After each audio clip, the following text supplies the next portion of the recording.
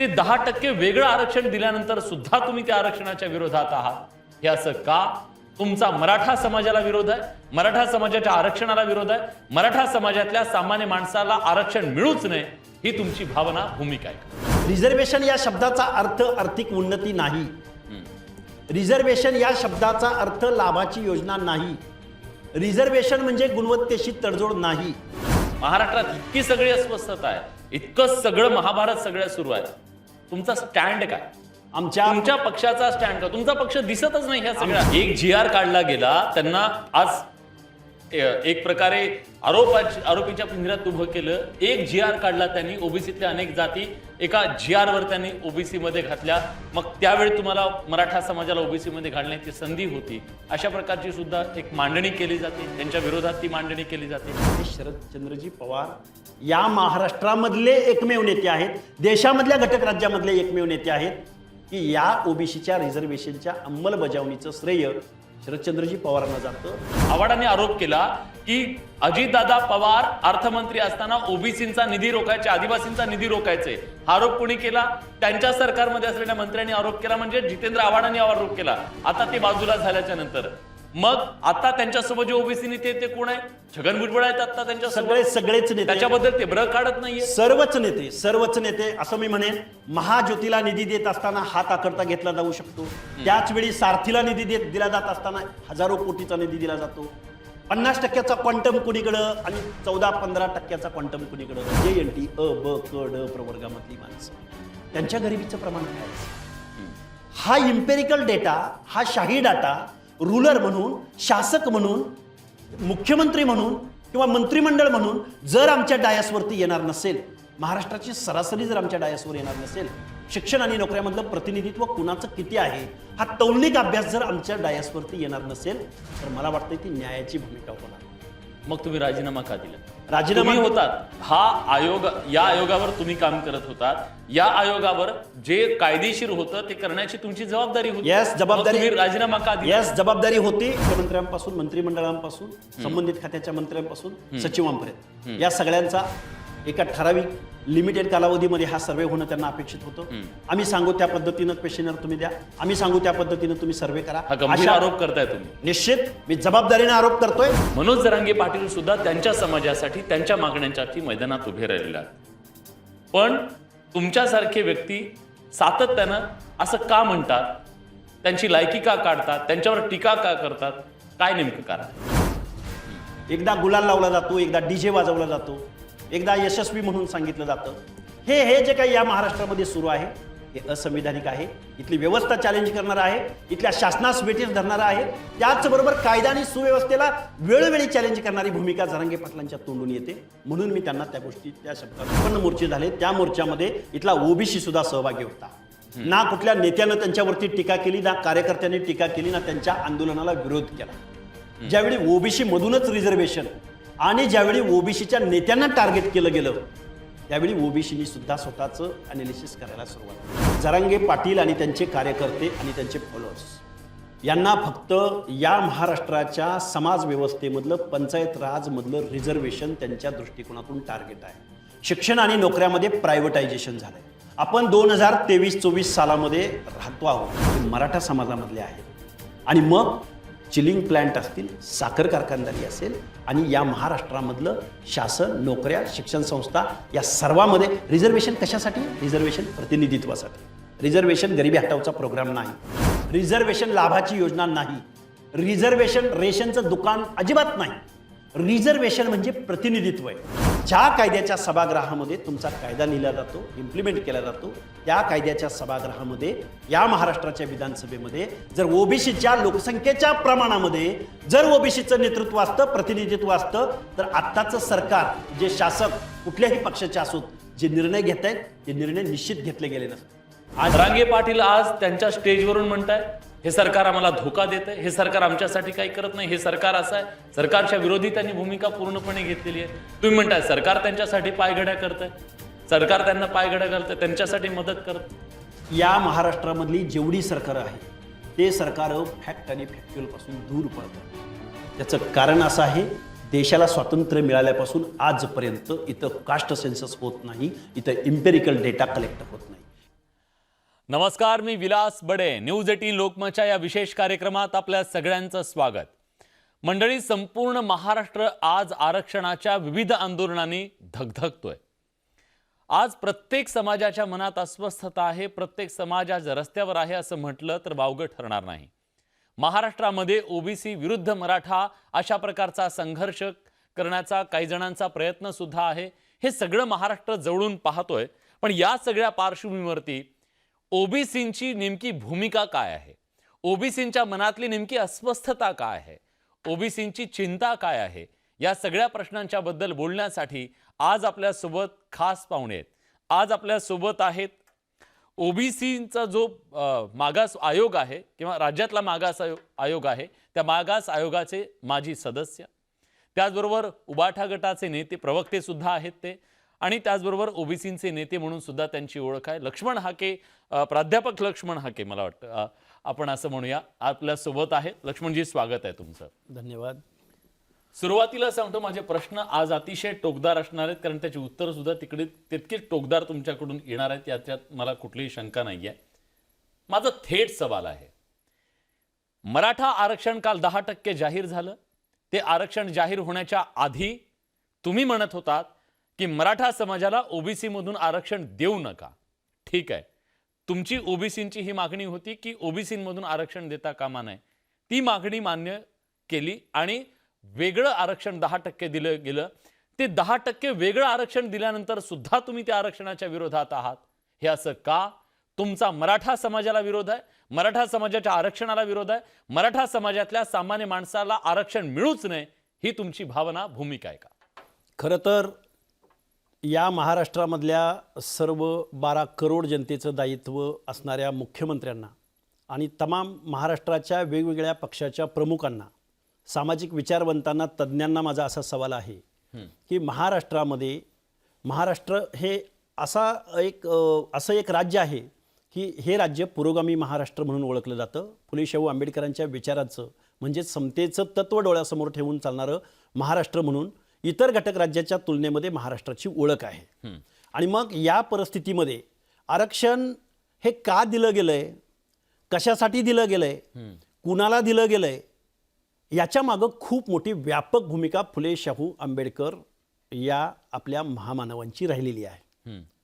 देशाला स्वातंत्र्य मिळून आज 78 वर्ष पूर्ण झाली. या कालावधीमध्ये आपले शासक, आपण we the people of India, आपल्या घटनेच्या सरनाम्यामध्ये आपण काय म्हणतो की इथल्या व्यवस्थेमधल्या, समाज व्यवस्थेमधल्या शेवटच्या घटकापर्यंत सामाजिक न्याय पोचला पाहिजे आणि त्या नागरिकाला, आम्ही या भारताच्या एक सशक्त लोकशाहीचे नागरिक आहोत अशा पद्धतीचं विलिंगनेस, विन विन सिच्युएशन त्यांच्या मनामध्ये निर्माण झाली पाहिजे.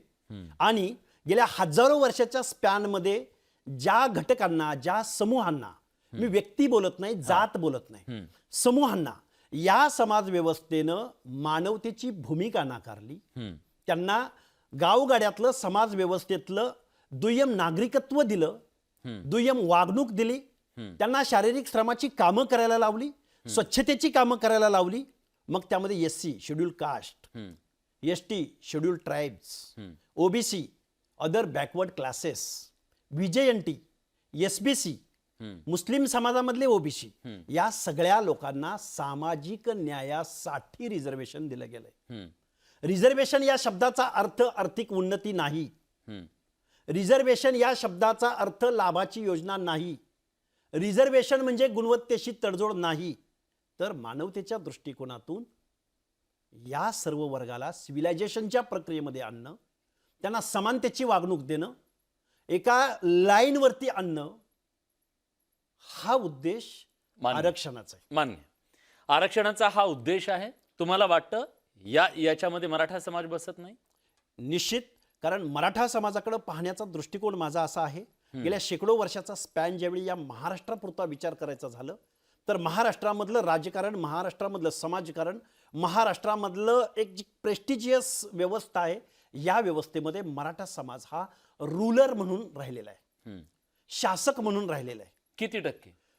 त्याची मराठा समाज, पूर्ण मराठा समाज शासक राहिलाय की मराठा समाजातला एक वर्ग शासक म्हणून राहिलेला? मराठा समाज म्हणून ज्यावेळी आपण कॉन्सेप्ट पाहतो, 96 कुळी मराठे म्हणून आपण ज्यावेळी पाहतो, सरदार, वतनदार या महाराष्ट्रामधल्या समाज व्यवस्थेमधल्या गावगाड्यामधला पाटील, सरदार, वतनदार, गावडा, चौगुला, सरदेशमुख, कुलकर्णी या सगळी ही जी नावं आहेत, ही नावं मला वाटतंय मराठा समाजाची शासक म्हणून राहिलेली आहेत. आणि मग मराठा समाज जर बॅकवर्ड झाला असेल, देशाला स्वातंत्र्य मिळाल्यानंतर गेल्या 78 वर्षाच्या कालावधीमध्ये अशी काही परिस्थिती ओढावली की या परिस्थितीमध्ये मराठा पिछेडला गेला आणि ओबीसी पुढे गेले, अशी काही परिस्थिती महाराष्ट्रामध्ये आहे का? तर याचं उत्तर या महाराष्ट्रामधल्या अनेक आयोगांनी, अनेक समित्यांच्या अभ्यासाला, सुप्रीम कोर्टापासून हायकोर्टापासून सगळ्या लोकांनी महाराष्ट्रामधल्या मराठा समाजाचं सामाजिक मागासलेपण नाकारलेलं आहे की जे सामाजिक मागासलेपण म्हणजे आरक्षणाचं मूलभूत तत्व आहे. आणि या तत्वाला माझा विरोध आहे. ठीक आहे, तुमचा तत्वाला विरोध आहे. मी तुमचा एक मुद्दा तुमच्याच बोलण्यामध्ये आता आला, मी तो लिहिला. तुम्ही समतेच्या मूल्याबद्दल बोललात. समतेचं मूल्य काय सांगतं? समपातळीवर सगळे जण येणं गरजेचं आहे. तुम्ही त्या समाजातल्या वेगवेगळ्या वर्गाबद्दल बोललात. याच मराठा समाजामध्ये ऊसतोड कामगारांचे बेहाल आहेत. याच मराठा समाजात माथाडी कामगार आज तुमच्याच परिसरातून मुंबईमध्ये आला आपल्या पोटाची खळगी भरण्यासाठी. याच मराठा समाजातला शेतमजूर आज लोकांच्या शेतावर काम करतो. याच मराठा समाजातल्या महिला घरकाम आज शहरांच्या घराघरामध्ये करतायत. यांना समतेचं तत्व लागू होत नाही. यांना समता नको आहे. यांना समतेनं वागवलं नाही पाहिजे. त्यांना साथ नाही दिली पाहिजे आरक्षणाची. तुम्ही जे मला आत्ता प्रश्न विचारले, या सगळ्या प्रश्नांची उत्तरं ही आर्थिक कारणांची आहेत, सामाजिक मागासलेपणा संदर्भात नाही आहेत. मला सांगा, ऊसतोड कामगारांना कुठलं सामाजिक स्थान आहे समाजामध्ये? हे बघा, आज माथाडी कामगारांना कुठलं सामाजिक स्थान आहे? हे बघा, या व्यवस्थेमध्ये रिझर्वेशन पॉलिसी ही ज्या समाज व्यवस्थेमध्ये ज्याला हीनतेची वागणूक दिली जाते, तुच्छतेची वागणूक दिली जाते, आज घरकाम करणाऱ्या महिलांना कुठलं मानाचं पान दिलं जातं? मानाचं पान, हे बघा, महाराष्ट्रामध्ये मराठा समाजावरती तुम्ही म्हणताय तशी परिस्थिती आलेली असू शकते, परंतु त्याची कारण, माझा मुद्दा तोच आहे. जर आज मराठा समाजावर तशी परिस्थिती आलेली असेल तर त्या समाजाला आरक्षण का नाही? आरक्षण हे सामाजिक मागासलेल्यांसाठी आरक्षण आहे. आणि मग तुम्ही जी कारणं सांगितली त्याच्यावरती आपल्या या घटनेमध्ये कलम 38, कलम 39, कलम 41, कलम 46 या सर्व कलमांमध्ये शैक्षणिक आणि आर्थिक मागासलेल्यांसाठी तरतुदी करण्याचे अधिकार आपल्या संविधानानं इथल्या व्यवस्थेला दिलेले आहे. बरोबर. आणि मग ही सर्व कलम इग्नोर करायची आणि आम्हाला ओबीसी मधूनच आरक्षण पाहिजे, ही जी मागणी आहे ही अवास्तव मागणी आहे. मग दिलं ना, वेगळं दिलं, मग त्यालाही विरोध? हो, वेगळं दिलं.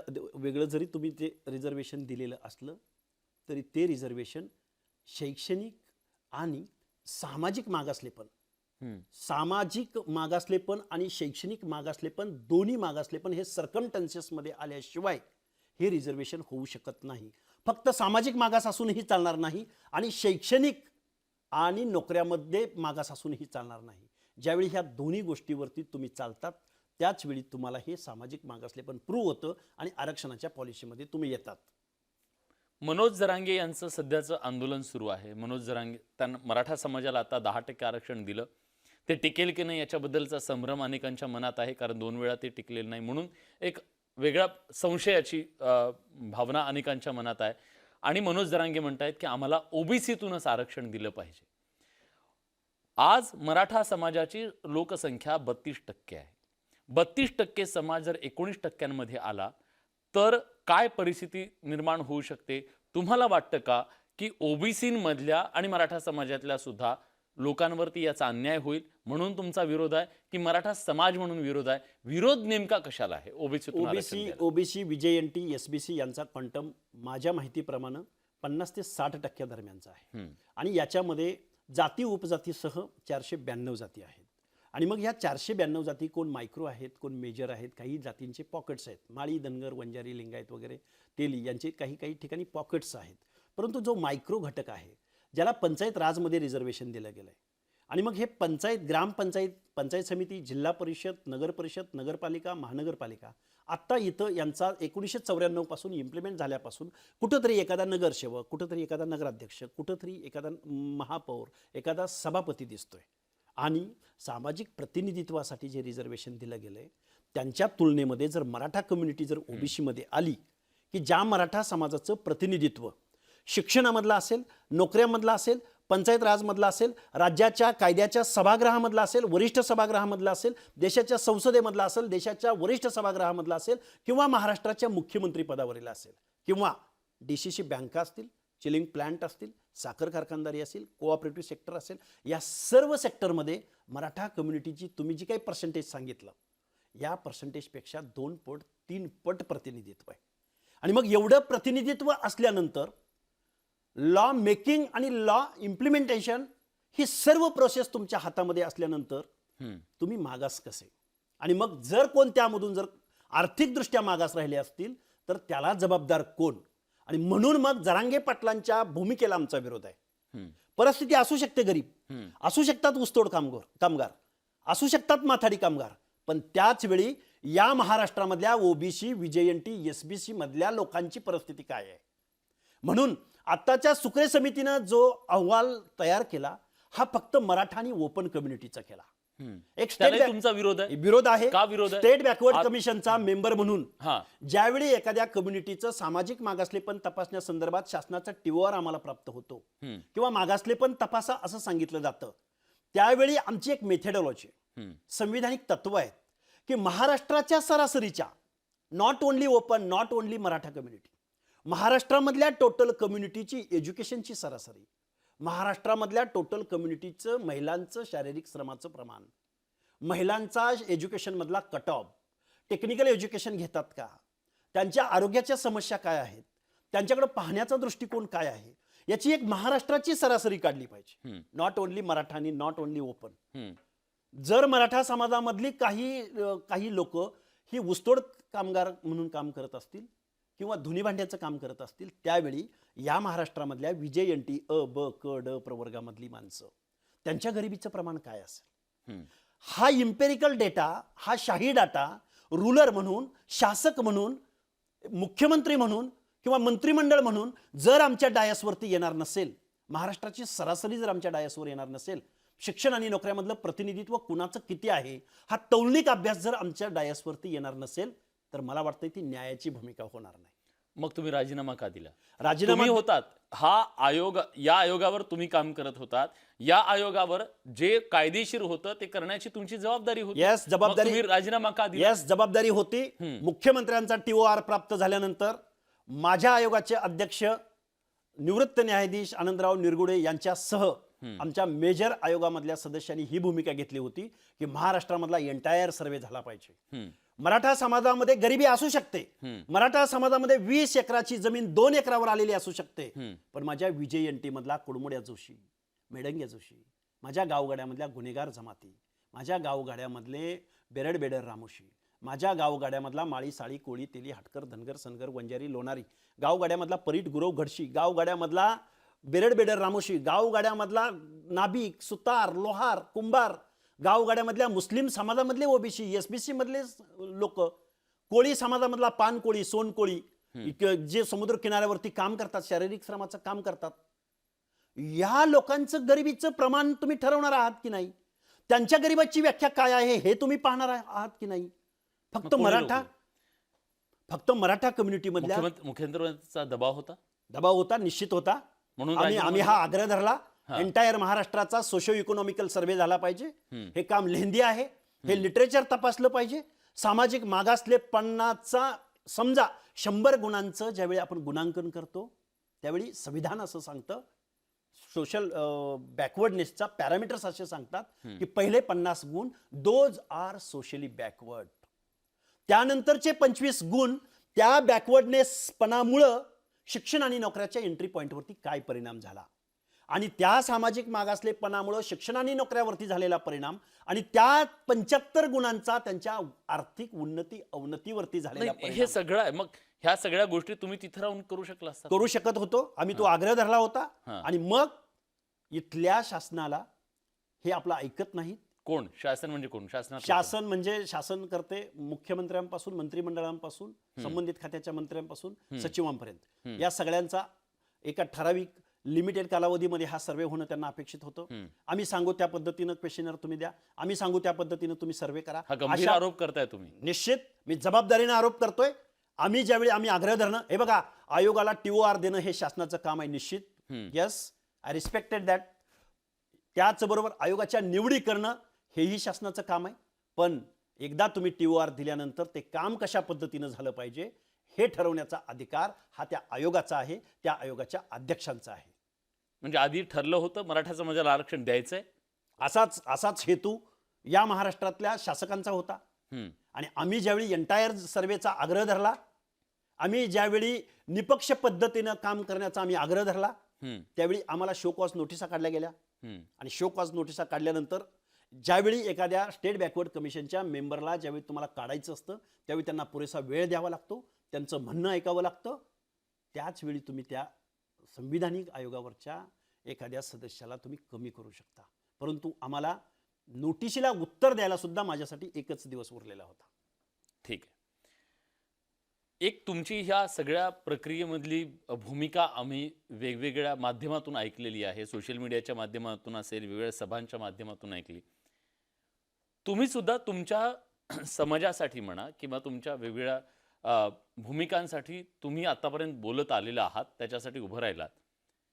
मनोज जरांगे पाटील सुद्धा त्यांच्या समाजासाठी, त्यांच्या मागण्यांसाठी मैदानात उभे राहिलेले आहेत. पण तुमच्यासारखे व्यक्ती सातत्यानं असं का म्हणतात, त्यांची लायकी का काढतात, त्यांच्यावर टीका का करतात, काय नेमकं कारण आहे? खरं तर जरांगे साहेबांच्या मागण्या रास्त असू शकतात. या संविधानानं या लोकशाहीमध्ये प्रत्येकाला आंदोलन उभं करायचा, मागण्या करण्याचा अधिकार जरूर दिलेला आहे. परंतु आर्थिक कारणं सांगायची आणि सोशली बॅकवर्डनेस म्हणजे सामाजिक न्याय देण्यासाठी जे रिझर्वेशन दिलं गेलंय त्यामधून मागणी करायची, हे कॉन्ट्रास्ट आहे, हे विरोधाभासी आहे. म्हणून एखाद्या चळवळीचं नेतृत्व कोण करतं याच्यावरती त्या चळवळीची दिशा आणि चळवळीचं यश अवलंबून असतं. म्हणजे काय म्हणायचं तुम्हाला? म्हणजे मला असं म्हणायचंय की आजपर्यंत या महाराष्ट्रापुरता विचार करायचा झाला तर चळवळीचं नेतृत्व करणारी माणसं अभ्यासक होती, विचारवंत होती, तेवढा अवेअरनेस असणारी होती, संविधानाची तत्व मानणारी होती, एकमेकाचा रिस्पेक्ट मानणारी होती, कायदा आणि सुव्यवस्था पाळणारी होती. आणि आपलं आंदोलन कुठल्या दिशेला घेऊन जायचंय आणि रिझल्ट कशामध्ये आहे याचा आवाका असणारे आजपर्यंतचे नेते होते. परंतु जरांगे पाटलांची दररोजची बदलणारी भूमिका, एकदा गुलाल लावला जातो, एकदा DJ वाजवला जातो, एकदा यशस्वी म्हणून सांगितलं जातं, हे जे काही या महाराष्ट्रामध्ये सुरू आहे हे असंविधानिक आहे. इथली व्यवस्था चॅलेंज करणार आहे, इथल्या शासनास वेठीस धरणार आहे. त्याचबरोबर कायदा आणि सुव्यवस्थेला वेळोवेळी चॅलेंज करणारी भूमिका जरांगे पाटलांच्या तोंडून येते. म्हणून मी त्यांना त्या गोष्टी त्या शब्दात ओबीसी नेत्यांची भाषा कुठं कायद्याला धरून होती? ही रिॲक्शन होती. ज्यावेळी जरांगे पाटलाच्या आंदोलनाचं आउटपुट हे होतं की बीडसारख्या परिसरामध्ये लोकप्रतिनिधींची घरं सुद्धा जाळण्यात आली, त्यांच्या प्रॉपर्टीना लक्ष केलं गेलं, ओबीसी मधल्या कार्यकर्त्या ते तर बोलत नव्हते. त्यानंतर रिॲक्शन, त्यानंतर या महाराष्ट्रातले एक मंत्री माननीय छगनरावजी भुजबळ ते तिथं व्हिजिटला गेले आणि त्यानंतर रिॲक्शन होती. त्यांच्या मनामध्ये विश्वास निर्माण करण्यासाठी ते बोललेही असतील, मी समर्थन नाही करत, परंतु ऍक्शन रिॲक्शन ही व्यवस्थेमध्ये उमटते. ठीक आहे ना, ऍक्शन रिॲक्शन मध्ये एक सामान्य माणूस म्हणून मी हा प्रश्न विचारतोय, जो सामाजिक बंध या महाराष्ट्रामध्ये आजवर होता, मराठा ओबीसी गावगाड्यातला एकमेकांच्या सोबतचा, घराला घर दाराला दार लागून असलेला हा समाज होता. ही जी वीण विस्कटली त्याला जबाबदार कोण आहे? आज प्रत्येक माणूस एकमेकांकडे संशयानं बघायला लागलाय, प्रत्येक माणूस दुसऱ्याची जात बघायला लागला, त्याची जात विचारतोय. संशयानं हे जे संशयाचं वातावरण निर्माण झालं त्याला जबाबदार कोण आहे? याला जबाबदार जरांगे पाटलांचं आंदोलन आणि जरांगे पाटलांना सल्ला देणारी मंडळी आहेत. जोपर्यंत मराठा समाजाचे या महाराष्ट्रामध्ये शांततेनं 56 मोर्चे झाले, त्या मोर्चामध्ये इथला ओबीसी सुद्धा सहभागी होता. ना कुठल्या नेत्यानं त्यांच्यावरती टीका केली, ना कार्यकर्त्यांनी टीका केली, ना त्यांच्या आंदोलनाला विरोध केला. ज्यावेळी ओबीसी मधूनच रिझर्वेशन आणि ज्यावेळी ओबीसीच्या नेत्यांना टार्गेट केलं गेलं त्यावेळी ओबीसीनी सुद्धा स्वतःचं अनालिसिस करायला सुरुवात केली. पण ओबीसीमधून ते मागतायत काय? ते म्हणतायत ओबीसीच्या आमच्या ज्या कुणबी नोंदी आहेत त्या नोंदी आम्हाला द्या. नोंदीच तर मागतायत ते. जर त्यांची नोंदी दिल्या जात नसतील, एक साधं उदाहरण आहे, आता 54 लाखांपेक्षा जास्त नोंदी सापडल्या. या जर नोंदी सापडल्या असतील याचा अर्थ त्या आतापर्यंत सापडलेल्या नव्हत्या, याचा अर्थ त्यांचा आरक्षणाचा अधिकार नाकारला गेला. माझं म्हणणं असं आहे की कुणबीच्या आरक्षणाला कुठल्याही ओबीसीच्या नेत्याचा कार्यकर्त्याचा ओबीसीचा विरोध नाही, कारण मंडल आयोगामध्येच कुणबी इन्क्लूड आहे. हो. त्यामुळे बाय डिफॉल्ट कुणब्याला कोणी विरोध करायचा प्रश्नच उरत नाही. मग विरोध आहे कशा? विरोध सरसकट आणि सगळ्या सोयऱ्यांना ज्यावेळी ओबीसी मधूनच आम्हाला रिझर्वेशन पाहिजे ही अवास्तव मागणी ज्यावेळी जरांगे पाटलांकडून आली त्यावेळी या ओबीसीनी आणि ओबीसीच्या नेत्यांनी त्यांना विरोध केलेला आहे. कारण त्याचं कारण असं आहे, सरसकट मराठा समाजाला जर रिझर्वेशन दिलं गेलं तर ज्या पंचायत राजमध्ये ओबीसींना रिझर्वेशन आहे तिथं सरसकट मराठा जर आला तर त्या मराठा समाजाच्या उमेदवाराच्या तुलनेमध्ये गावगाड्यामधला परीट, नाभिक, सुतार, लोहार, कुंभार गावगाड्यामधला त्या तुलनेमध्ये टिकू शकणार संपून जाईल ही भीती. संपून जाईल, 100% संपून मग जाईल. हा संघर्ष राजकीय आहे का? मी जरांगे पाटलांना सुद्धा याच व्यासपीठावरून याच मुलाखतीच्या दरम्यान एक प्रश्न विचारला होता.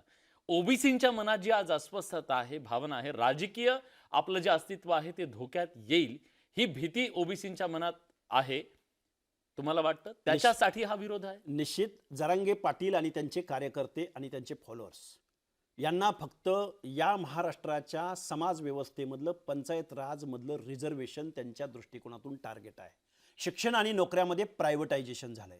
आपण 2023-24 सालामध्ये राहतो आहोत आणि प्रायव्हेटायझेशन झाल्यानंतर शिक्षण आणि नोकऱ्या किती आहेत याचा एक संशोधनाचा विषय आहे. पण त्याच्या पलीकडे जाऊन पंचायत राजचं जे काय सत्तेचं विकेंद्रीकरण झालं आणि त्या पंचायत राजमध्ये ग्रामपंचायतीपासून ते महानगरपालिकेपर्यंत वेगवेगळ्या कन्सिस्टन्सीमध्ये 50% रिझर्वेशन, म्हणजे जवळजवळ 27% ओबीसी BJNTचं आणि त्यानंतर SC STचं रिझर्वेशन. म्हणजे गावगाड्यामध्ये जी काय मानाचं, खोट्या अभिमानाचं, सन्मानाची जी काही पदं आहेत ती पदं टार्गेट करण्यासाठी मला वाटते जरांगे पाटलांच्या कार्यकर्त्यांनी. पण अनेक जणांचं म्हणणं आहे की आम्हाला नको आहे त्या राजकीय आरक्षण. मग नको असेल तर ते मग कालचं दिलेलं रिझर्वेशन फॉलो करत नाही, तयार नाही आहेत त्या गोष्टीला. त्यांना ओबीसी मधूनच यायचंय आणि ज्यावेळी तुम्ही ओबीसी मधून येता त्यावेळी बाय डिफॉल्ट इथलं पंचायत राजमधलं रिझर्वेशन मिळतं. आणि आजही महाराष्ट्राच्या पंचायत व्यवस्थेमध्ये खोटे ओबीसीचे दाखले घेऊन घुसखोरी केलेले अनेक ओबीसी ज्याची संख्या हजारो लाखो मध्ये आहे. जबाबदारीने मी तुमच्या समोर बोलतोय. आणि मग सामाजिक न्यायासाठी ही जी लोकशाही आहे, ही व्यवस्था आहे, या संविधानामधली मूलभूत तत्व आहेत, या तत्वांना कुठंतरी थ्रेड्स जात आहेत डायरेक्ट. म्हणून आम्ही ओबीसी मधून रिझर्वेशनला विरोध करतो आहोत. या महाराष्ट्रात मराठा समाज हा मोठा भाऊ ह्या भूमिकेत आजवर राहिला. ह्या मोठ्या भावानं सगळ्यांना सोबत नेलं. पण आज मोठा भाऊ अस्वस्थ इतका का आहे तुम्हाला वाटतं? मराठा समाजाच्या या आंदोलनाला सामान्य माणसाचा इतक्या मोठ्या प्रमाणात पाठिंबा का मिळतोय? तुम्ही केवळ ओबीसी नेते म्हणून नाही, मी समाजशास्त्रीय दृष्ट्या सुद्धा तुम्हाला हा प्रश्न विचारतो. ही अस्वस्थता इतकी टोकाला का गेली? नाही, ही अस्वस्थता एक मराठा समाजाचं एक बेसिक तत्व सांगतो. गेल्या शेकडो वर्षापासूनचं त्यांचं प्रोबेशन हे राजकारण आहे, समाजकारण आहे आणि लिडिंग आहे हर एक सेक्टरमध्ये महाराष्ट्रापुरता विचार करायचा झाल्यास. आणि ओबीसी जे कारुनारू आहेत, बलुतेदार अलुतेदार आहेत, जे भटके विमुक्त जाती जमातीमधले आहेत, त्यांचं प्रोबेशन हे इथल्या व्यवस्थेशी आहे, इथल्या कामाशी आहे, अलुत्या बलुत्याशी आहे. ती लोक अनऑर्गनाइज्ड आहे. यांनी रात्री 12ला जरांगीनी जरी एखादी सभा बोलवली तर लाखोचा जनसमुदाय येतो. परंतु ओबीसीचा 50% मोठा क्वांटम असून सुद्धा दिवसा 12ला जरी एखादं आंदोलन ठेवलं तरी तिथं लोक जमत नाहीत. त्याचं कारण असं आहे की लीड करणारा इथला शासक आणि ज्याचं प्रोबेशन राजकारण आहे ती लोक तुम्हाला झुंडीनं दिसतील, पण 50% लोक एकत्रित येत नाहीत, म्हणजे त्यांना त्यांच्या हक्क आणि अधिकाराची जाणीव नाही असं इथल्या व्यवस्थेनं गृहीत धरलंय का त्यांना? त्यांना मला हेच विचारायचं, थोडा टोचणारा हा प्रश्न आहे तुम्हाला, पण मला उत्तर हवं आहे त्याचं. जसं तुम्ही शासक वर्ग म्हणता मराठा समाजाला महाराष्ट्रातला, अगदी तशाच प्रकारे ओबीसी मधल्या सुद्धा काही जाती शासक आहेत. किती पर्सेंटेज आहे आणि ओबीसी मधल्या त्या जाती शासक आहेत, त्या जातींनी आरक्षण घेतलं आतापर्यंत, आरक्षणाचे फायदे घेतले, अशा प्रकारचा आरोप आतापर्यंत झालेला आहे. ओबीसी मधल्या जे मायक्रो ओबीसी आहेत त्यांचा आवाज कुठे आहे? त्यांचा आवाज कोण बोलतोय? त्यांचं प्रतिनिधित्व किती आहे? त्यांना आरक्षणाचा लाभ किती? या लोकशाही सवाल सुद्धा विचारला जातोय. ओबीसी नेते त्याचं उत्तर देणार. निश्चित उत्तर देईन मी. या महाराष्ट्रामध्ये ओबीसींना जे रिझर्वेशन दिलं गेलंय किंवा या रिझर्वेशन मधलं जे काही प्रतिनिधित्व पाहिलं असता त्याचं पर्सेंटेज आणि लोकसंख्येच्या प्रमाणामधलं रिझर्वेशन पाहिलं तर त्याचं 1 ते 5% सुद्धा बसत नाही. एका बाजूला भुजबळ पुढे येतात, एका बाजूला मुंडे पुढे येतात, एका बाजूला हाताच्या बोटावर मोजण्या इतपतच ओबीसीचे नेते या महाराष्ट्रामध्ये आहेत. हम्म. महाराष्ट्राच्या विधानसभेचं प्रतिनिधित्व बघितलं तर दरवेळच्या पंचवार्षिक निवडणुकीमध्ये सरासरी 200 आमदार मराठा समाजाचे आहेत, सरासरी. हम्म. देशाच्या संसदेमधले लोकसभेचे सदस्य बघितले तर सरासरी त्यांच्या लोकसंख्येच्या 3 पट प्रतिनिधित्व त्यांचं आहे. महाराष्ट्रामधल्या जेवढ्या डीसीसी बँका आहेत त्या जवळजवळ सर्व डीसीसी बँकांचे अध्यक्ष हे मराठा समाजामधले आहेत. आणि मग चिलिंग प्लांट असतील, साखर कारखानदारी असेल, आणि या महाराष्ट्रामधलं शासन, नोकऱ्या, शिक्षण संस्था या सर्वांमध्ये रिझर्वेशन कशासाठी आहे? रिझर्वेशन प्रतिनिधित्वासाठी. रिझर्वेशन गरिबी हटावचा प्रोग्राम नाही, रिझर्वेशन लाभाची योजना नाही, रिझर्वेशन रेशनचं दुकान अजिबात नाही. रिझर्वेशन म्हणजे प्रतिनिधित्व आहे. आणि मग तुम्ही ज्या मायक्रो छोट्या जातीबद्दल तुम्ही बोललात, या मायक्रो जाती जर मराठा कम्युनिटी जर ओबीसी मध्ये इन्क्लूड झाली तर यांचा जो तंबू आहे तो जमिनीशी समांतर आहे. आजही महाराष्ट्राच्या विधानसभेमध्ये एका कम्युनिटीचं मी उदाहरण देतो, ज्या कम्युनिटीमधून मी बिलॉंग करतो, धनगर कम्युनिटी. महाराष्ट्रामध्ये 2 नंबरला या समाजाची संख्या आहे असं मानलं जातं. आमदार किती? त्या समाजाचा आमदार फक्त 1 आहे विधानसभेत. असं का? असं का? त्याचं कारण असं आहे की ते सामाजिकदृष्ट्या मागास आहेत. गेल्या 78 वर्षाच्या कालावधीमध्ये बहुसंख्येनं असणाऱ्या धनगर समाजाचा एकही उमेदवार देशाच्या संसदेमध्ये गेलेला नाही. मग त्यांनी काय खाल्लं असेल? या ओबीसी मधल्या मेजर जातीवरती जो आरोप होतोय त्या खासदारांची संख्या किती तुम्ही सांगू शकाल? की लक्ष्मण 5 हाके जाणार 10च्या का? निश्चित जाणार. कसे जाणार? जातनिहाय जनगणनेसाठी, सामाजिक न्यायासाठी, त्याचबरोबर ज्या कायद्याच्या सभागृहामध्ये तुमचा कायदा लिहिला जातो, इम्प्लिमेंट केला जातो, त्या कायद्याच्या सभागृहामध्ये या महाराष्ट्राच्या विधानसभेमध्ये जर ओबीसीच्या लोकसंख्येच्या प्रमाणामध्ये जर ओबीसीचं नेतृत्व असतं, प्रतिनिधित्व असतं, तर आत्ताचं सरकार, जे शासक कुठल्याही पक्षाचे असोत, जे निर्णय घेत आहेत ते निर्णय निश्चित घेतले गेले नसते. आणि ओबीसीच्या आंदोलनांना सापत्न वागणूक, सवतीच्या लेकराची वागणूक आणि जरांगे पाटलांच्या आंदोलनाला मात्र पायघड्या घातल्या जातात. हे या महाराष्ट्राला दिसत नाही. हा फुले शाहू आंबेडकरांचा महाराष्ट्र आहे. 12 करोड जनतेचं दायित्व स्वीकारणाऱ्या मुख्यमंत्री आणि उपमुख्यमंत्री हे या पुरोगामी महाराष्ट्राचे नेते आहेत. संविधानाची शपथ घेत असताना महाराष्ट्राच्या दायित्वाची तुम्ही शपथ घेतलेली आहात. परंतु ओबीसीचं आंदोलन एक चौंडीमध्ये झालं, एक आता कीर्तनवाडीला सुरू आहे, एक सावित्रीमाई फुले यांच्या जन्मगावी आदेश जमदाडे नावाच्या तरुणाचं आंदोलन होतं. त्या ठिकाणी त्या तालुक्याचा लोकप्रतिनिधी सुद्धा पोहोचत नाही. महाराष्ट्राच्या हाऊसमध्ये ज्यावेळी बिल आलं शासनाचं आत्ताचं सुक्रे समितीचं, त्यावरती 1 मिनिटाची चर्चा होऊ शकत नाही. पॉझिटिव्ह अँगलनं होऊ शकत नाही, निगेटिव्ह तर दूरच राहिली. एक मतानं तुम्ही ठराव करता, त्या अहवालामध्ये लिहिलंय काय, त्या अहवालाचे निष्कर्ष कोणते आहेत, तुम्ही पटलावर मांडत नाही.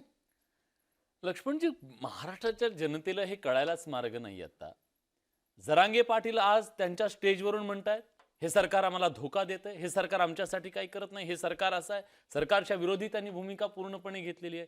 तुम्ही म्हणताय सरकार त्यांच्यासाठी पायघड्या करत आहे, सरकार त्यांना पायघड्या घालतंय, त्यांच्यासाठी मदत करत. या महाराष्ट्रामधली जेवढी सरकारं आहेत ते सरकारं फॅक्ट आणि फॅक्च्युअल पासून दूर पळत आहेत. त्याचं कारण असं आहे, देशाला स्वातंत्र्य मिळाल्यापासून आजपर्यंत इथं कास्ट सेन्सस होत नाही, इथं इम्पेरिकल डेटा कलेक्ट होत नाही. इम्पेरिकल या शब्दाचा अर्थ असा शाही डाटा, म्हणजे आम्ही शासक. शाही डाटा म्हणजे गेल्या 78 वर्षाच्या कालावधीमध्ये आम्ही कोणती धोरणं राबवली, आम्ही पंचायत राजमध्ये रिझर्वेशन दिलं त्याचं आउटपुट काय, आम्ही ह्या योजना राबवल्या त्याचं ऑडिट काय, याची उत्तरं ह्या फॅक्ट आणि फॅक्च्युअल पासून प्रत्येक सरकार दूर पळतंय. ह्या सरकारामध्ये तुमचं सुद्धा पक्ष आहे. येस, शिवसेना, उद्धव बाळासाहेब ठाकरे पक्ष. महाराष्ट्रात इतकी सगळी अस्वस्थता आहे, इतकं सगळं महाभारत सगळं सुरू आहे. तुमचा स्टँड काय? तुमच्या पक्षाचा स्टँड काय? तुमचा पक्ष दिसतच नाही ह्या सगळ्या. आमच्या पक्षाच्या नेतृत्वानं नेहमी फॅक्ट आणि फॅक्च्युअल वरती काम केलेलं आहे. म्हणजे काय? म्हणजे त्याचं उत्तर असं आहे, हे तर तात्विक झालं. शेतकरी जर आत्महत्या करत असतील तर तिथं बाजारभाव किंवा त्याचं MSP कायदा यावरती उद्धव साहेबांची मागणी आहे, किंवा विदर्भामध्ये जाणं असेल, मराठवाड्यामध्ये जाणं असेल, शेतकऱ्यांच्या प्रश्नांवरती भांडणं असेल, त्याचबरोबर शिवसेना हा पक्ष असा आहे की तो जातपात मानत नाही, पण सामाजिक न्यायाच्या दृष्टिकोनातून जे रिझर्वेशन दिलं गेलंय त्या रिझर्वेशनला धक्का न लावता मराठा समाजाच्या मागण्यांचा विचार करावा, अशी उद्धव साहेबांची नेहमी भूमिका राहिलेली आहे. याचा विचार या महाराष्ट्राने केला पाहिजे. सगळ्यांचीच भूमिका आहे. सगळ्यांचीच भूमिका आहे, पण कृती मात्र वेगळी आहे. कृती वेगळी आहे सर्वांचीच. काय? ओबीसी आणि व्हीजेएनटी आणि एसबीसी या अर्ध्याहून जास्त लोकसंख्या असणाऱ्या या लोकांना सिव्हिलायझेशनच्या प्रक्रियेमध्ये घेण्यासाठी, त्यांना प्रतिनिधित्व देण्यासाठी जे रिझर्वेशन दिलं गेलंय ते रिझर्वेशन चॅलेंज होत असताना त्यांच्या बाजूनं इथला कुठलाही पक्ष आज बोलताना दिसून येत नाही की जो जरांगे पाटलांच्या मतांच्या पोलरायझेशनच्या भीतीमुळं. मला असं म्हणायचं आहे या महाराष्ट्रामधल्या सगळ्या पक्षाच्या नेतृत्वांना, सामाजिक तज्ज्ञांना, विचारवंतांना, साहित्यिकांना मला एक प्रश्न विचारायचा आहे. आरक्षण म्हणजे काय आहे? आरक्षण का दिलं गेलंय? आरक्षण कशासाठी दिलं गेलंय? आरक्षण म्हणजे गरिबी हटवण्यासाठी आरक्षण दिलं गेलेलं नाही. आर्थिक मागण्या करायच्या आणि मागासवर्गीयांच्या यादीत आम्हाला आरक्षण पाहिजे म्हणायचं, हे विरोधाभासी आहे, निश्चित विरोधाभासी आहे. आता ओबीसींची मागणी एक प्रकारे मान्य झाली की ओबीसींमधून आरक्षण आम्ही देणार नाही किंवा देण्याच्या बद्दलची भूमिका सरकारनं घेतली नाही. वेगळं आरक्षण देण्याची भूमिका आता सरकारनं घेतलेली आहे. आंदोलक मात्र त्याच भूमिकेवर ठाम आहेत की त्यांना ओबीसींमधून आरक्षण हवं आहे. म्हणजे दिलेलं आरक्षण सुद्धा त्यांना मान्य नाही आहे. तुम्ही या सगळ्या तिढ्याकडे कसं पाहता?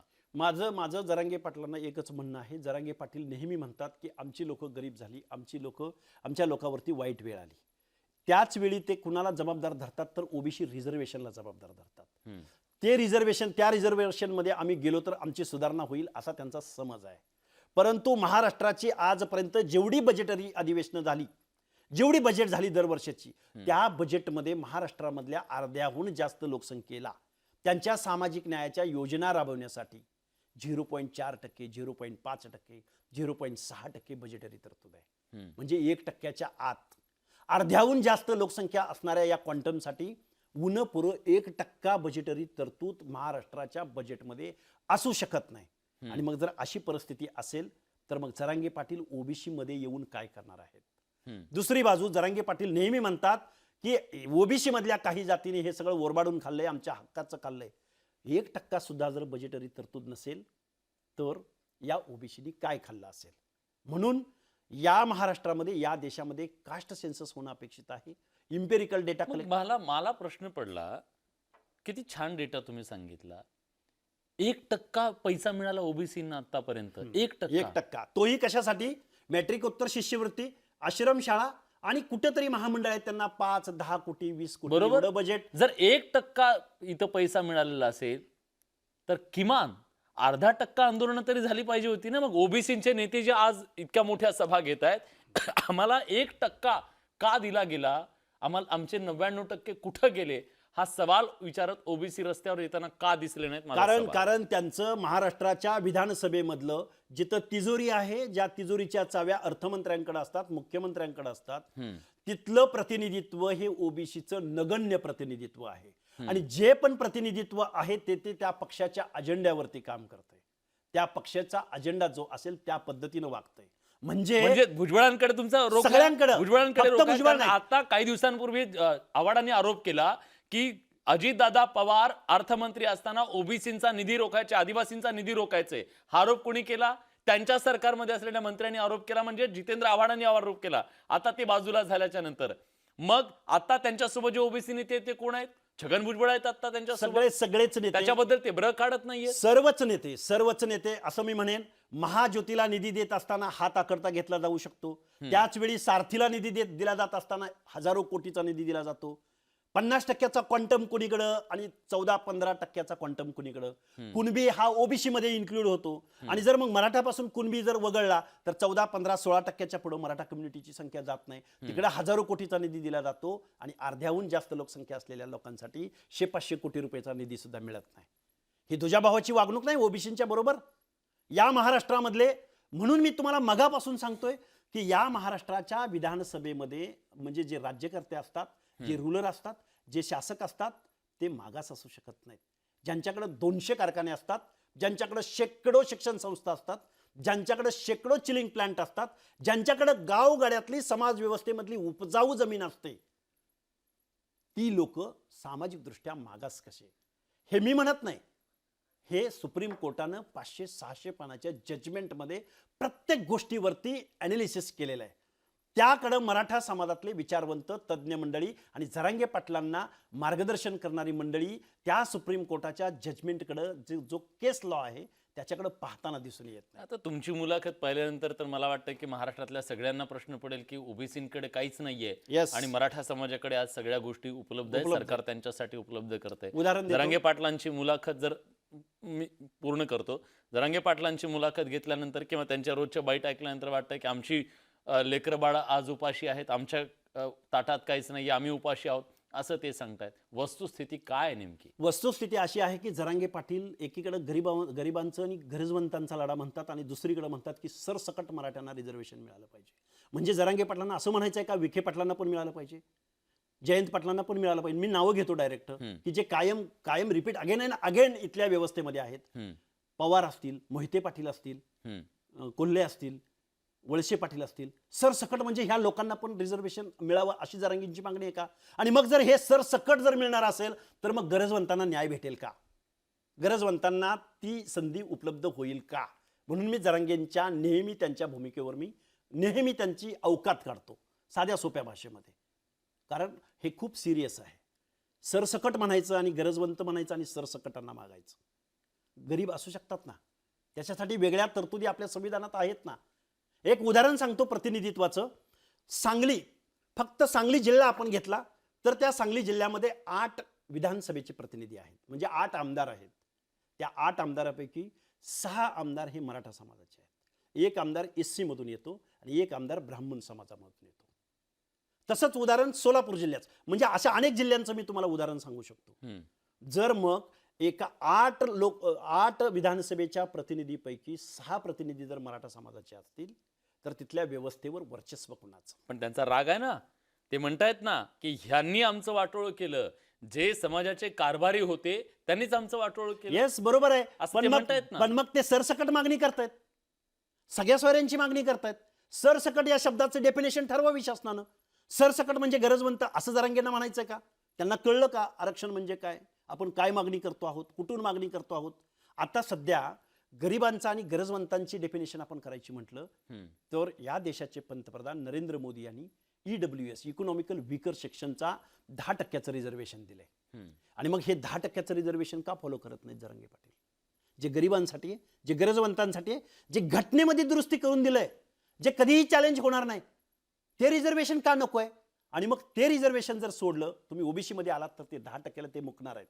10%पैकी म्हणजे 10% जे EWS आरक्षण आहे, हा, भविष्यात असं होऊ शकतं ओबीसीतल्या काही जाती आम्हाला ओपन करा आणि EWS आरक्षण द्या, आम्हाला मागणी करू शकतात. तशी परिस्थिती असली पाहिजे. गरिबीची कन्सेप्ट ठरवली कुणी? म्हणून म्हणतो इम्पेरिकल डेटा आला पाहिजे. गरिबीची व्याख्या जरांगे पाटील 20 एकरावरून 2 एकराची सांगत असतील तर गावगाड्यामधल्या भटक्या विमुक्त जाती जमातीच्या लोकांना आजही इथल्या समाज व्यवस्थेमध्ये जमिनीशी समांतर पालं करून राहावं लागतं. आज गावगाड्यामध्ये एखाद्या पारद्याचं, एखाद्या कैकाड्याचं घर त्याला 8 दिवसाच्या पुढं त्या गावामध्ये राहता येत नाही, त्याला व्यवस्था इथं राहू देत नाही. आजही बेरड बेडर रामोशी समाजातल्या गुन्हेगार जमातीमध्ये जन्माला आलेल्या लोकांना कच्चे कैदी म्हणून सर्वात जास्त कुणाची पिळवणूक होत असेल तर त्या या भटक्या विमुक्त जाती जमातींची होते. याचं उत्तर जरांगे देणार आहेत? याचं उत्तर जरांगेंना माहित आहे? हे या सगळ्या गोष्टींवरती विचार झाला पाहिजे. म्हणून मराठा समाजाची रिझर्वेशन, मराठा समाज हा प्रेस्टिजियस कम्युनिटी आहे, डॉमिनेटिंग कास्ट आहे, हे सुप्रीम कोर्ट म्हणतंय, मी म्हणत नाही.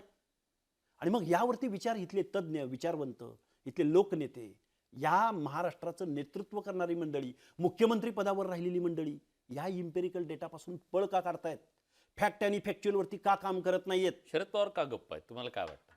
शरद पवार साहेब मंडल आयोग इम्प्लिमेंट करणारे आणि या महाराष्ट्रामध्ये ओबीसी मध्ये बायफर्गेशन करणारे, विजयंती अ ब क ड ओबीसी, हे शरदचंद्रजी पवार या महाराष्ट्रामधले एकमेव नेते आहेत, देशामधल्या घटक राज्यामधले एकमेव नेते आहेत की या ओबीसीच्या रिझर्वेशनच्या अंमलबजावणीचं श्रेय शरदचंद्रजी पवारांना जातं आणि तेव्हापासून पुरोगामी महाराष्ट्र म्हटलं जातं या महाराष्ट्रात. आता गप्प काय? आता गप्प त्यांनी पुढे आलं पाहिजे.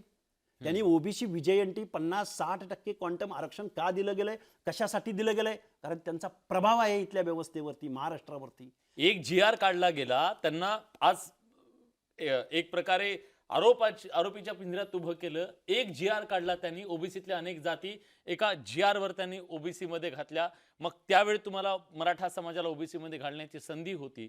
अशा प्रकारची सुद्धा एक मांडणी केली जाते, त्यांच्या विरोधात ती मांडणी केली जाते. तथ्य आहे त्याच्यात. कारण रिझर्वेशन पॉलिसी ठरवली जात असताना इथलं सामाजिक बॅकवर्डनेस, सामाजिक मागासलेपण आणि इथलं लिटरेचर, इथली समाज व्यवस्था आणि समाज व्यवस्थेमधली उतरंड, या सगळ्या गोष्टींचा विचार करून आपल्या देशाला स्वातंत्र्य मिळाल्यानंतर ही रिझर्वेशनची पॉलिसी राबवली गेलेली आहे. आणि ही रिझर्वेशनची पॉलिसी राबवली जात असताना या देशाच्या संसदेमध्ये 78 बॅरिस्टर होते. मानवतेचा दृष्टिकोन, उदारतेचा दृष्टिकोन, गावगाड्यामधल्या 12 बलुतेदार, 18 अलुतेदार फक्त ओबीसी पुरतं बोलायचं झालं तर, schedule caste, untouchability, schedule tribes ज्यांचं ट्रायबलनेस आहे, आणि ओबीसी ज्याला या समाजव्यवस्थेमध्ये ज्याचं शारीरिक श्रमाचं काम ज्याच्याकडून करून घेतलं गेलं, ज्याला स्वच्छतेचं काम करायला लावलं, शारीरिक श्रमाचं काम करायला लावलं, त्या लोकांना प्रतिनिधित्वासाठी हे रिझर्वेशन दिलं. माझा शेवटचा प्रश्न आहे, आज जे आरक्षण दिलेलं आहे राज्य सरकारनं, 10% आरक्षण दिलं नोकरी आणि शिक्षणामध्ये मराठा समाजाला. तुम्ही मागास आयोगाचे सदस्य राहिलेले आहात, तुम्हाला वाटतं का हे आरक्षण टिकेल? मला असं वाटतं की स्टेट बॅकवर्ड कमिशनच्या पुनर्गठनापासून ते स्टेट बॅकवर्ड कमिशनने अडॉप्ट केलेली मेथडॉलॉजी, याच्यावरतीच माझं ऑब्जेक्शन आहे. ऑब्जेक्शन यासाठी आहे की ज्यावेळी एखादी कम्युनिटी मागासलेपणासंदर्भात एखादा TOR शासनाचा येतो, त्यावेळी एंटायर महाराष्ट्राचा सर्वे व्हायला हवा, एज्युकेशनची सरासरी यायला हवी, गळतीचं प्रमाण कुणाचं किती हे यायला हवं, शारीरिक श्रमाचं काम करणाऱ्या लोकांचं टोटल सर्वे व्हायला हवं. घाईघाई झालं हे सगळं. घाईघाई झालंय. लिटरेचर तपासलं गेलेलं नाही. आजपर्यंत 10 आयोग म्हणण्यापेक्षा समित्या, वेगवेगळे आयोग, सुप्रीम कोर्टाला काय म्हणायचंय, मार्लापल्ले न्यायालयाला काय म्हणायचं होतं, जे औरंगाबाद हायकोर्टाचं आहे, हे सगळे म्हणजे बापट कमिशन असेल, खत्री कमिशन असेल, सराफ कमिशन असेल, गायकवाड आयोगाचं निकाल विरोधात गेलेला असेल, राणी कमिटीच्या विरोधामध्ये निकाल गेलेला असेल, सुप्रीम कोर्टाच्या जजमेंट एवढं 650 पानाचं जजमेंट आहे, तरीही तुम्ही रिपीट अगेन अँड अगेन त्याच गोष्टी करताय. काय असं संशोधन केलं सुक्रे समितीनं? कोणतं लिटरेचर तपासलं? कोणता आजपर्यंतची जेवढी जजमेंट आलेली आहेत या मागणी संदर्भात, त्याच्यावरती काय अभ्यास केला या समितीनं? बरं, अभ्यास केल्यानंतर जी माहिती गोळा केली गेली त्याच्यावरती सुद्धा मी एक कार्यकर्ता म्हणून माझं ऑब्जेक्शन आहे. तुमचं आणि जरांगे पाटील यांचं एकमत आहे ह्या मुद्द्याबद्दल? येस, कारण हा जो सर्वे केला गेलाय, एका बाजूला क्वेश्चनर दिला गेला आणि दुसऱ्या बाजूला सोशल मीडिया प्लॅटफॉर्मवर. पण हे सगळं करणारी तर सामान्य माणसं नाही आहेत ना, शासन आहे. नाही, शासन पण नाही. मी तर म्हणतो त्याच्या पलीकडे जाऊन, हा मागास आयोगावर कोण काम करत होतं, कोण काम करत आहे? मराठा समाजातली सगळी अभ्यासक मंडळी आहेत, ही कायद्याचं ज्ञान असलेली ही सगळी मंडळी आहेत, माजी न्यायाधीश आहेत ही सगळी मंडळी, समाजामधले बुद्धिवादी ही सगळी मंडळी आहेत, अभ्यासक आहेत. ह्या सगळ्यांनी मिळून समाजासाठी केलेलं हे आरक्षणाचं आहे प्रयोजन आहे ना. केलेलं आहे, परंतु आता जो सर्वे झाला हा संविधानिक तत्वांना तिलांजली देऊन सर्वे झाला. कारण एका बाजूला क्वेश्चनर दिला गेला आणि दुसऱ्या बाजूला उत्तरपत्रिका दिली गेली. या प्रश्नाचं हे उत्तर द्या अशा पद्धतीनं सांगितलं गेलं आणि मास कॉपी झाली. या महाराष्ट्रामध्ये मी जबाबदारीनं बोलतोय, वास्तव बोलतोय, ही मास कॉपी झाली. उत्तर तुम्हाला 95-99% मार्क्स मिळतील. आणि ही जी माहिती तुम्ही भरून घेतली, ही माहिती क्रॉस चेक करण्याची, क्रॉस व्हेरीफाय करण्याची कुठलीही यंत्रणा ना स्टेट बॅकवर्ड कमिशनकडे होती ना शासनाकडे होती. आणि मग खोटी माहिती जर कोणी भरली असेल तर त्याला तुम्ही काय शिक्षा करणार आहात याचं डिक्लेरेशन कुठंही आयोगाकडून नव्हतं आणि शासनाकडून नव्हतं. आणि मग जर मास कॉपीद्वारे जर तुम्ही 95-99% जे काही त्यांनी काय तर निष्कर्ष आम्ही मीडियामध्ये पाहतोय असे निष्कर्ष काढले असतील तर ते निष्कर्ष फॅक्ट आणि फॅक्च्युअलवरती आहेत का आणि ते सन्माननीय न्यायालयापुढे टिकतील का याचा विचार महाराष्ट्राच्या 12 करोड जनतेनं करायचा आहे. नक्कीच. आणि ती कसोटी निश्चितपणे या कायद्याला, नव्या कायद्याला सुद्धा त्या कसोटीला सामोरं जावं लागणार आहे. आज या मुलाखतीच्या माध्यमातून ओबीसींची बाजू जाणून घेण्याचा हा प्रयत्न होता. खरं तर तुम्ही गेली अनेक वर्ष या सगळ्या चळवळीमध्ये काम करताय, अभ्यास करताय आणि ती अभ्यासपूर्ण मांडणीच्या माध्यमातून तुम्ही आज ओबीसींची ही भूमिका या व्यासपीठावरती मांडलेली आहे. जे प्रश्न दोन्ही बाजूने ते प्रश्न आपण त्यांच्यासमोर मांडण्याचा प्रयत्न केला, त्यांनी त्याची उत्तरं दिली. बाकी जनता ठरवेल. या सगळ्या प्रश्नांची उत्तरं जनतेला सुद्धा हवी आहेत. या मुलाखतीतून काही प्रश्नांची उत्तरं नक्की त्यांना मिळालेली असतील अशी अपेक्षा करूया. या मुलाखतीत आपण इथेच थांबतोय. धन्यवाद.